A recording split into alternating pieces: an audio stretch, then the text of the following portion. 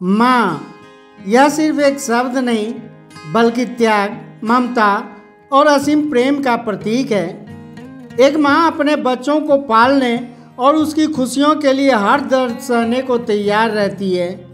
लेकिन क्या होता है जब वही माँ अपने जीवन के अंतिम पड़ाव में अपनों की उपेक्षा और तिरस्कार झेलती है?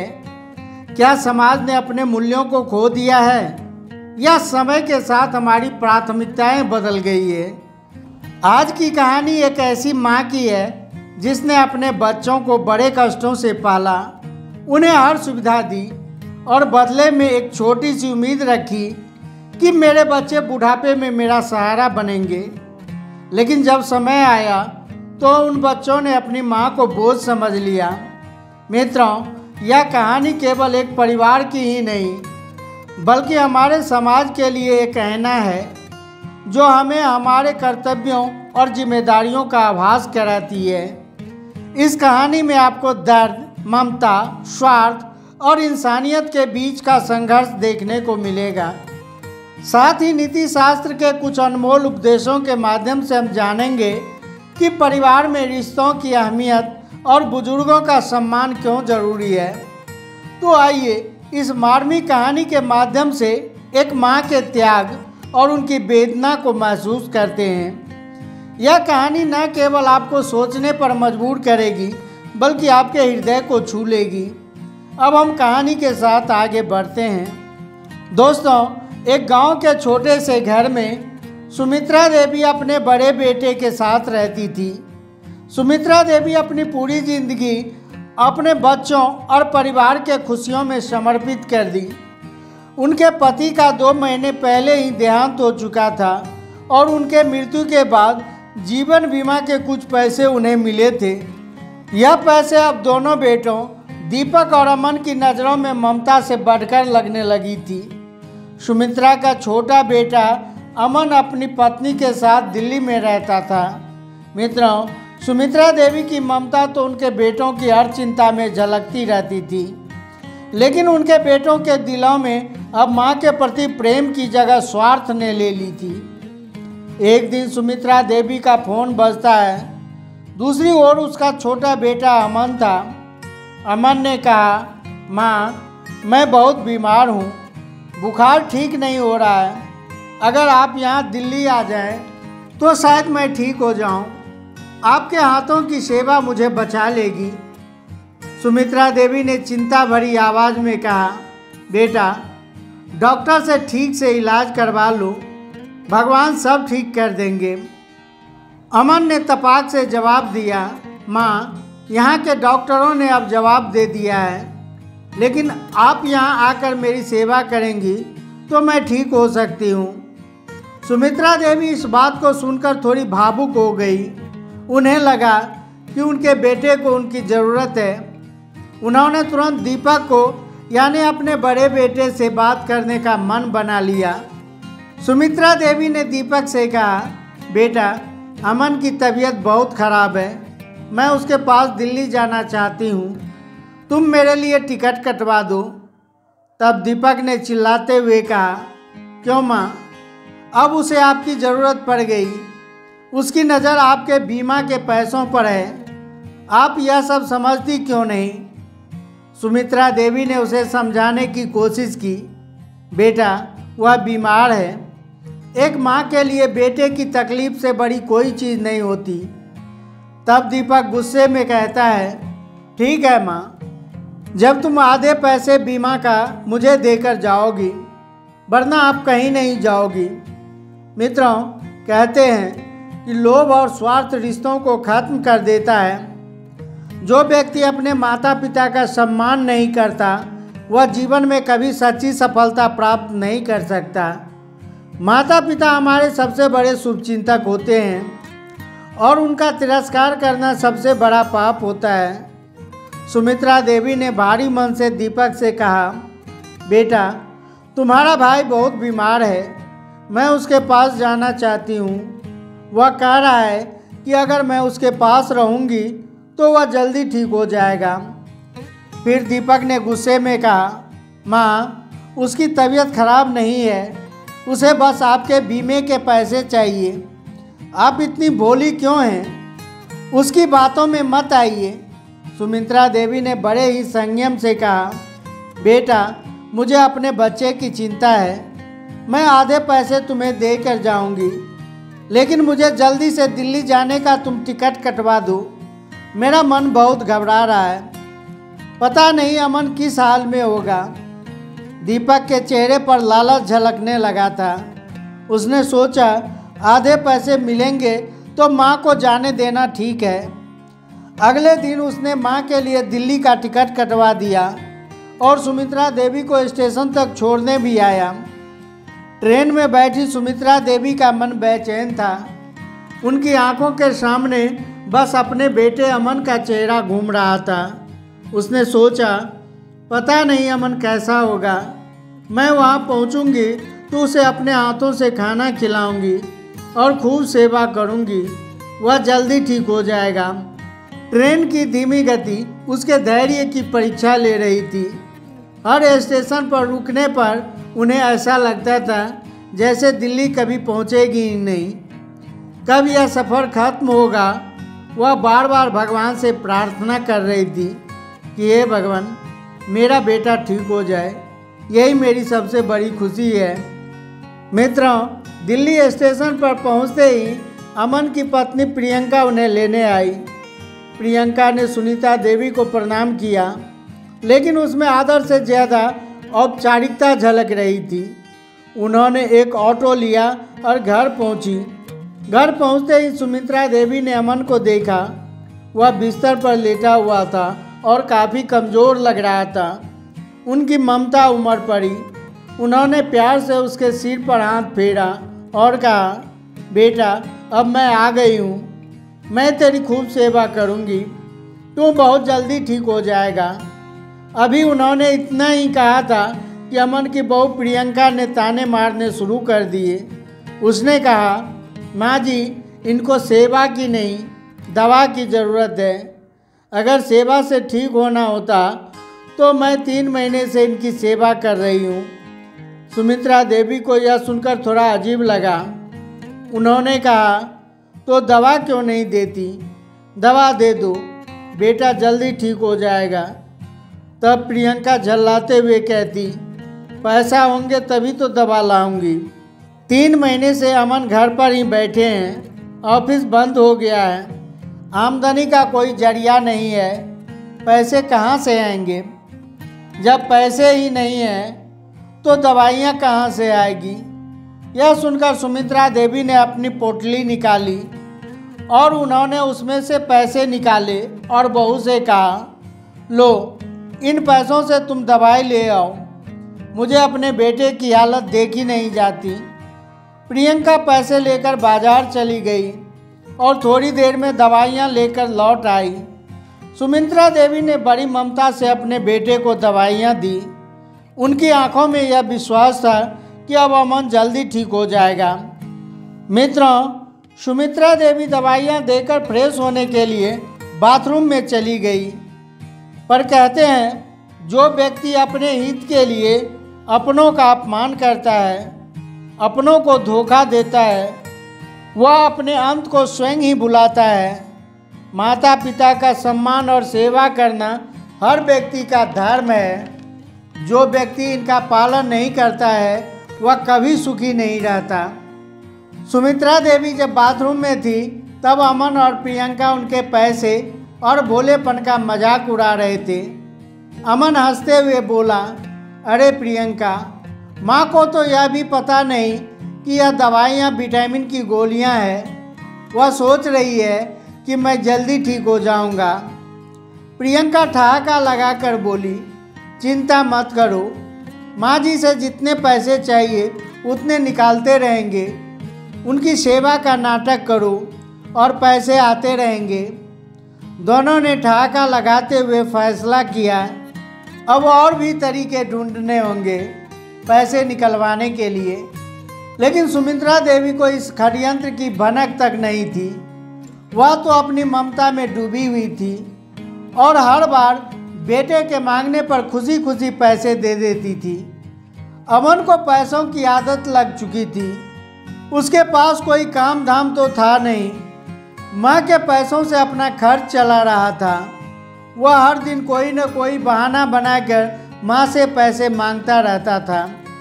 कभी बिजली का बिल, कभी घर के राशन का खर्च, तो कभी इलाज के नाम पर। सुमित्रा देवी सोचती थी कि बेटा 3 महीने से नौकरी पर नहीं गया है, बीमार है, तो उसकी मदद करना मेरा फर्ज है। मित्रों, धीरे धीरे अमन और प्रियंका का लालच बढ़ता गया। वे बिना झिझक के सुमित्रा देवी से पैसे मांगते गए और वह अपने पोटली में से बचा हुआ थोड़ा थोड़ा पैसा निकालकर देती जा रही थी। एक सुबह टीवी पर खबर आई कि देश में 2 महीने का लॉकडाउन कर दिया गया है। अमन ने यह खबर सुनी तो वह चिंता में डूब गया। उसने अपना सिर पकड़ लिया और गुस्से से बोला, अब यह 2 महीने कैसे गुजारेंगे? घर का खर्च कैसे चलेगा?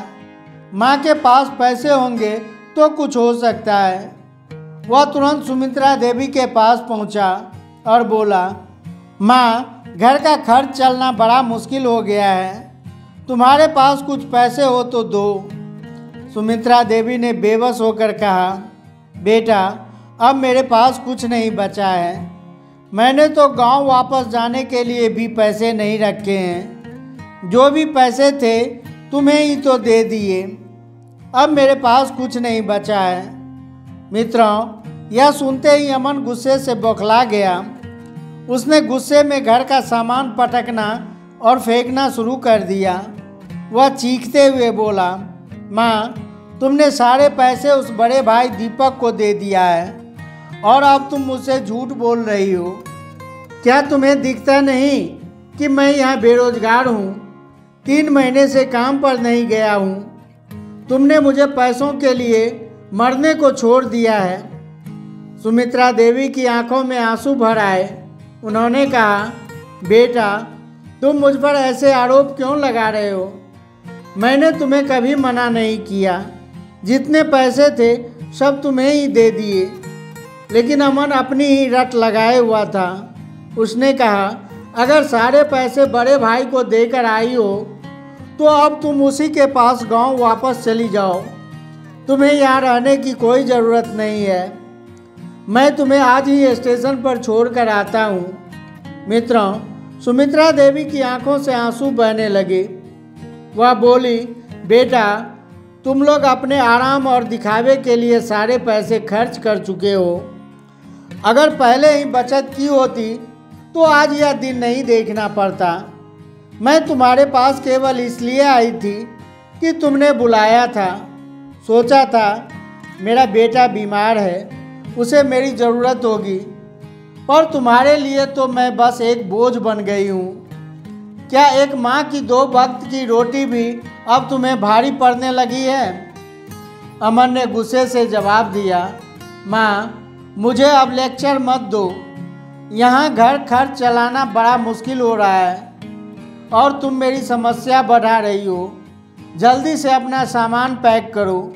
मैं तुम्हें रेलवे स्टेशन छोड़कर आता हूँ। दोस्तों, कहते हैं, जो व्यक्ति माता पिता का अनादर करता है वह न केवल अपना वर्तमान खराब करता है बल्कि उसका भविष्य भी अंधकार में हो जाता है।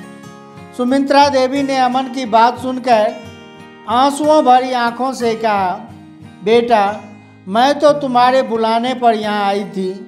मुझे लगा तुम्हें मेरी ज़रूरत है, लेकिन अब जब मेरे पास पैसे नहीं बचे तो तुम्हें मेरी 2 वक्त की रोटी भी भारी पड़ रही है। अगर पैसों की इतनी ही ज़रूरत थी तो सीधे मांग लेते, मैं खुशी खुशी दे देती। अमन झुंझलाते हुए बोला, माँ, अब यह रोना धोना बंद करो। यहाँ खाने तक के पैसे नहीं हैं। हम तुम्हें कहाँ से खिलाएंगे? जल्दी से अपना सामान पैक करो। मैं तुम्हें स्टेशन छोड़कर आता हूँ। यह कहकर अमन अपने कमरे में चला गया, मानो उसे अब अपने माँ की कोई परवाह ही नहीं थी। सुमित्रा देवी टूटे हुए दिल से अपने बड़े बेटे दीपक को फ़ोन लगाती है और कांपती हुई आवाज़ में सारी बात बताती है। बेटा अमन कह रहा है कि अब मैं यहाँ नहीं रह सकती। उसने मुझे स्टेशन छोड़ने की बात कही है। अब मैं कहाँ जाऊँ बेटा? क्या मैं तुम्हारे पास आ सकती हूँ? मित्रों, दीपक ने निसंवेदन आवाज़ में जवाब दिया, माँ, पैसे तो आपने अमन को दे दिए होंगे, तो अब यहाँ आने की कोई ज़रूरत नहीं है। जहाँ आप पैसे देकर आई हो वहीं रहिए। इतना कहते ही उसने फ़ोन काट दिया। सुमित्रा देवी की आंखों से आंसुओं की धार बहने लगी। वह सोचने लगी, यही वे बच्चे हैं जिनके लिए मैंने अपना पूरा जीवन न्यौछावर कर दिया। क्या इसी दिन को देखने के लिए मैंने उन्हें इस लायक बनाया? मित्रों, 2 दिन बाद जब सुनीता देवी बाथरूम में नहा रही थी तो उन्हें बाहर से धुआं और जलने की गंध आई। उन्होंने बाहर आकर देखा तो उसकी बहू प्रियंका ने उसके सारे कपड़े और दवाइयाँ जला दी थी। वह आग बुझाने की कोशिश करने लगी, लेकिन जलते कपड़ों से उसका हाथ भी झुलस गया। दर्द से कराहती हुई सुमित्रा देवी ज़ोर ज़ोर से रोने लगी और अपनी बहू से पूछा, प्रियंका, यह क्या किया तुमने? किस जन्म का बदला ले रही हो? तुमने मेरी सारी दवाइयाँ और कपड़े जला दी। अब मैं क्या पहनूंगी? मेरी तबीयत खराब है, दवाइयाँ नहीं होगी तो मैं ठीक कैसे होंगी? ऐसा क्यों किया तुमने? प्रियंका ने सख्त बड़े स्वर में कहा, आप घर छोड़ने को तैयार ही नहीं हैं, इसलिए गुस्से में मैंने यह सब जला दिया। जब जाना ही है तो जल्दी जाओ, यहाँ रहकर क्यों खर्च बढ़ा रही हो? सुमित्रा देवी रोते हुए बोली, प्रियंका, अब तुम ही सोचो, मैं कहाँ जाऊँ? बड़े बेटे ने भी मुझे घर आने से मना कर दिया है। ऐसे में मैं कहाँ जाऊँगी? क्या करूँगी? क्या खाऊँगी? प्रियंका ने कठोरता से कहा, यह आपकी समस्या है, मेरी नहीं। हम आपको यहाँ और नहीं रख सकते। अब जाइए यहाँ से, जहाँ जाना है वहाँ जाकर रहिए। प्रियंका ने गुस्से से सुमित्रा देवी को उनके जले हुए कपड़े पहनने पर मजबूर किया और घर से बाहर निकाल दिया। सुमित्रा देवी ठंड में रात भर गेट के बाहर खड़ी रही। उन्हें तेज बुखार हो गया, लेकिन किसी ने उसकी सुध नहीं ली। सुबह उसके बेटे अमन की आवाज़ ने उसकी नींद तोड़ी। वह ज़मीन पर लेटी हुई थी। अमन ने बाहर आकर देखा और बिना किसी सहानुभूति के कहा, माँ, मैंने आपके लिए टैक्सी बुलाई है, जाइए और जहाँ मन हो वहाँ रहिए। रेलवे स्टेशन पर भीख मांगकर खा लेना। हमारे पास तुम्हें खिलाने के लिए अब और पैसे नहीं हैं। सुमित्रा देवी अपनी कमज़ोर आंखों से बेटे को देखती रही। उनके आंसुओं में दर्द और निराशा का सागर बह रहा था। उन्होंने कुछ नहीं कहा। टैक्सी आई और अमन ने उन्हें स्टेशन छोड़ दिया। स्टेशन पहुंचने पर सुमित्रा देवी को पता चला कि लॉकडाउन के कारण सभी ट्रेनें रद्द हो चुकी है। अब उनके पास कोई रास्ता नहीं बचा था।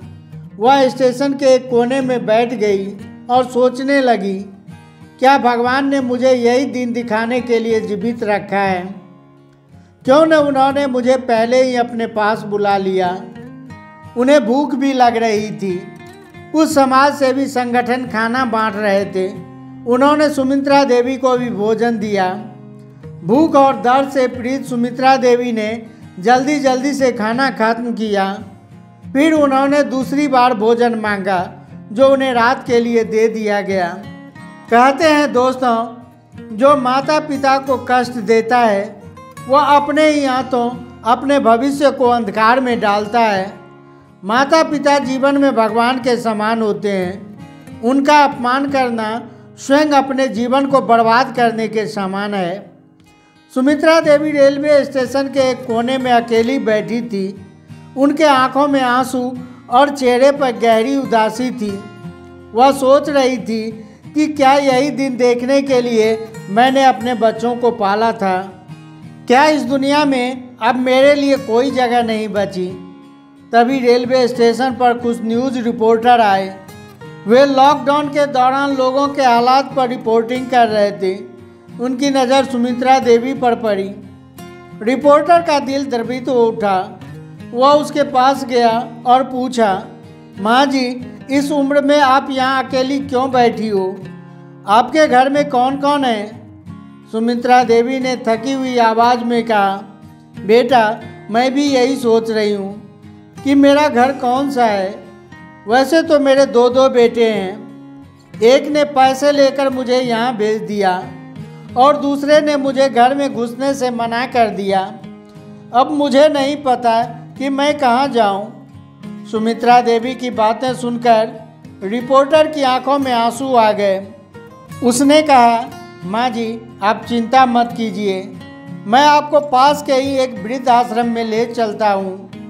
वहाँ आपको खाना और रहने की जगह मिल जाएगी। जब तक आपके बेटों को उसके कर्मों का एहसास नहीं होता, तब तक आप वहाँ आराम से रह सकती हैं। सुमित्रा देवी ने शांत स्वर में कहा, बेटा, मैं अपने बच्चों को सज़ा नहीं दिलवाना चाहती। उनके कर्मों की सज़ा भगवान खुद उन्हें देगा। लेकिन अब मैं उनके घर उस नर्क में वापस नहीं जाऊंगी। मैं इसी वृद्धाश्रम में रह लूँगी। मित्रों, रिपोर्टर ने उन्हें सांत्वना दी और वृद्धाश्रम में छोड़कर आ गया। मित्रों, 2 दिनों बाद वृद्धाश्रम के एक कर्मचारी ने सुमित्रा देवी से कहा, माँ जी, आपसे कोई मिलने आया है। वह आपका परिवार वाला है। उसका नाम अजय है। सुमित्रा देवी चौंक गई। उन्होंने सोचते हुए कहा, मैं तो किसी अजय को नहीं जानती। फिर मुझसे मिलने कौन आया होगा? थोड़ी देर बाद एक 35 वर्षीय युवक उसके पास आता है। सुमित्रा देवी ने हैरानी से पूछा, बेटा, तुम कौन हो? मैंने तुम्हें पहले कभी नहीं देखा है। अजय मुस्कुराते हुए कहा, माँ जी, मैंने आपका इंटरव्यू टीवी पर देखा था। मैं और मेरी पत्नी अनाथ हैं। हमें माँ का प्यार कभी नहीं मिला। लेकिन अब मैं समझता हूँ कि माँ का होना कितना बड़ा सुख है। इसलिए आज से आप मेरी माँ हो। सुमित्रा देवी की आंखों में आंसुओं की धारा बहने लगी। वह कहने लगी, बेटा, तुम तो मुझे जानते भी नहीं, फिर भी मुझे अपनी माँ बता रहे हो, जबकि मेरे अपने बेटे ने मुझे घर से निकाल दिया है। अजय ने कहा, माँ जी, आप तो भगवान का रूप हो। मेरे परिवार को आपकी ज़रूरत है। मेरे बच्चों को दादी का प्यार मिलेगा और हमें आपके आशीर्वाद का सहारा चाहिए। अब आप हमारे साथ चलिए। अजय ने पीछे मुड़कर इशारा किया तो उसकी पत्नी और बच्चे दरवाजे पर खड़े मुस्कुरा रहे थे। सुमित्रा देवी ने सोचा, एक तरफ मेरे अपने बेटे हैं जिन्होंने मुझे अकेला छोड़ दिया है, और दूसरी तरफ यह अजनबी है जो मुझे अपना बना रहे हैं। भगवान ने मेरे लिए एक नया परिवार भेजा है। उन्होंने वृद्धाश्रम के कर्मचारियों को धन्यवाद दिया और अजय के साथ चलने को तैयार हो गई। वह अपने नए परिवार के साथ निकल पड़ी। सुमित्रा देवी ने अजय के घर पहुंचने के बाद अपना पिछला दर्द भुलाने की कोशिश की। अजय और उसकी पत्नी ने उसका खूब ख्याल रखा। उसके बच्चे उन्हें दादी कहकर बुलाते थे। सुमित्रा देवी को महसूस हुआ कि भगवान ने उनके लिए बेहतर रास्ता चुना है। कहते हैं, जो व्यक्ति अपने माता पिता का अनादर करता है वह जीवन में कभी सुखी नहीं रहता। सुमित्रा देवी ने अपने नए परिवार के साथ खुशी खुशी जीवन बिताना शुरू कर दिया। उनके पुराने बेटे यह नहीं समझ सके कि उन्होंने अपनी माँ को खोकर क्या गंवा दिया है। दोस्तों, जिसके पास माता पिता है उन्हें उनकी कदर करनी चाहिए। जिनके पास माँ नहीं होती वे माँ के प्यार के लिए तरसते हैं, और जिनके पास माँ होती है वे कभी कभी उनका महत्व तो नहीं समझ पाते। मित्रों, यह कहानी केवल एक माँ की ही नहीं, यह हर उस माता पिता की कहानी है जिन्होंने अपने बच्चों को पालने पोसने और बड़ा करने में अपनी पूरी जिंदगी लगा दी, लेकिन बदले में उपेक्षा, तिरस्कार और अकेलापन झेलना पड़ा। कहानी में ऐसी बहुत सी बातें हैं जिन्हें हमें अपने जीवन में अपनानी चाहिए। पहली बात, माता पिता हमारी सबसे बड़ी पूंजी है। माता पिता ने हमें जीवन दिया है। उन्होंने अपने सुख और आराम को त्याग कर हमारी ज़रूरतों को पूरा किया है, हमें काबिल बनाया। इस त्याग का ऋण कभी नहीं चुकाया जा सकता। जब माता पिता बूढ़े हो जाएं, तो संतान को उसका सहारा बनना चाहिए। उन्हें बोझ न समझें, बल्कि उनके अनुभवों और आशीर्वाद को जीवन का मार्गदर्शन मानें। दूसरी बात, लालच रिश्तों को खत्म कर देती है। सुमित्रा देवी के दोनों बेटों का प्रेम उसके प्रति केवल दिखावा था, सिर्फ पैसों के लिए था। यह लालच न केवल उसके रिश्ते को खत्म कर दिया, बल्कि उनके चरित्र को भी उजागर कर दिया। कहते हैं, रिश्तों में स्वार्थ को जगह नहीं दें। पैसों का महत्व तो इंसानियत से ऊपर ना रखें। माता पिता से मिलने वाला प्यार और आशीर्वाद को धन दौलत से नहीं तौला जा सकता। तीसरी बात, सच्चा परिवार वह है जो मुश्किल समय में साथ दे। मित्रों, इस कहानी में अजय और उसकी पत्नी ने यह साबित कर दिया कि परिवार खून के रिश्तों से नहीं, बल्कि प्यार, सम्मान और देखभाल से बनता है। जो आपकी इज्जत करता है वही आपका असली परिवार है। अपनों को समझने और सहारा देने की कोशिश करें। ज़रूरतमंदों की मदद करके आप उनके जीवन में खुशी ला सकते हैं। चौथी बात, कर्म का फल अवश्य ही मिलता है। इस कहानी में स्वार्थी बेटों ने अपनी माँ को त्याग दिया, लेकिन उसकी माँ को एक बेहतर जीवन मिल गया। वहीं बेटों को उसके कर्मों का फल आने वाले समय में ज़रूर मिलेगा। जैसा व्यवहार हम अपने माता पिता और अपनों के साथ करते हैं, वैसा ही व्यवहार हमें अपने जीवन में आगे मिलता है। इसलिए अच्छे कर्म करते रहें। यह कहानी उन सभी लोगों के लिए भी है जो बुजुर्गों को बोझ समझते हैं। मित्रों, वृद्ध जनों को केवल आश्रम में छोड़ देना उसकी समस्या का हल नहीं है।